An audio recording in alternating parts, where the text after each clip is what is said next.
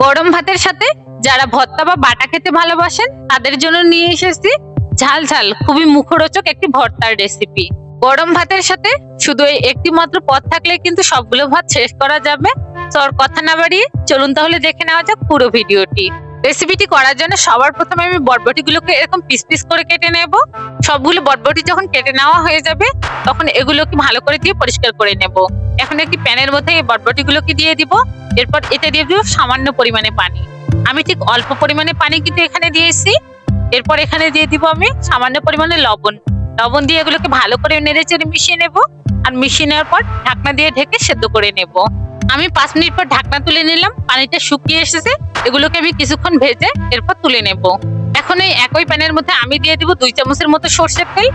তেল গরম হয়ে আসলে এখানে আমি দিয়ে দিব কিছুটা রসুনের কোয়া। এরপর এগুলোকে নেড়ে চেড়ে ভেজে নেব। যখন রসুনের কোয়াগুলোর গায়ের কালার চেঞ্জ হয়ে যাবে ঠিক ওই পর্যায়ে এগুলোকে তুলে নেব। রসুনের কোয়াগুলো তুলে নেওয়া হয়ে গেলে এই একই প্যানের মধ্যে আমি দিয়ে দিব 2টি বড় সাইজের টমেটো কুচি। টমেটোটাকে দিয়ে এর উপরে দিয়ে দিব সামান্য পরিমাণে লবণ। লবণ দিয়ে দেওয়ার পর এগুলো ভালোভাবে ভেজে নেব।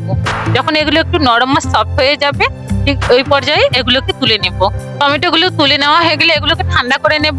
এরপর একটি মিক্সির জারের মধ্যে এখানে সেদ্ধ করে রাখা বরবটিগুলোকে দিয়ে দিব। এরপর ভেজে রাখা রসুন আর টমেটোগুলোকে দিয়ে ভালোভাবে ব্লেন্ড করে নেব।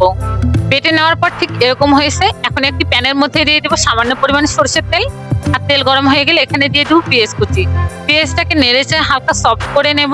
যখন পেঁয়াজটা এরকম হালকা নরম হয়ে আসবে ঠিক ওই পর্যায়ে এখানে বেটে রাখা বরবটিগুলোকে দিয়ে দিব। বরবটিগুলো দিয়ে দেওয়ার পর এগুলোকে কিছুক্ষণ ভেজে নেব যাতে করে এর গায়ে লেগে থাকা পানিটা শুকিয়ে আসে। যখন এগুলো ভেজে নেওয়া হয়ে যাবে তখন এখানে দিয়ে দিব 1 চামচ হলুদ গুঁড়ো। আর দিয়ে দেবো 1.5 চামচের মতো শুকনো লঙ্কার গুঁড়ো। আর দিয়ে দেবো স্বাদ মতো লবণ। এখন এগুলোকে ভালোভাবে মিশিয়ে নেব। আমার হলুদটার মধ্যে একটু কালার কম থাকার কারণে আমি এখানে 1 চামচের মতো হলুদের গুঁড়ো দিয়েছি। আপনারা কিন্তু সামান্য পরিমাণে হলুদের গুঁড়ো ইউজ করবেন। এখন এগুলোকে ভালো করে নেড়ে কিছুক্ষণ ভেজে নেব।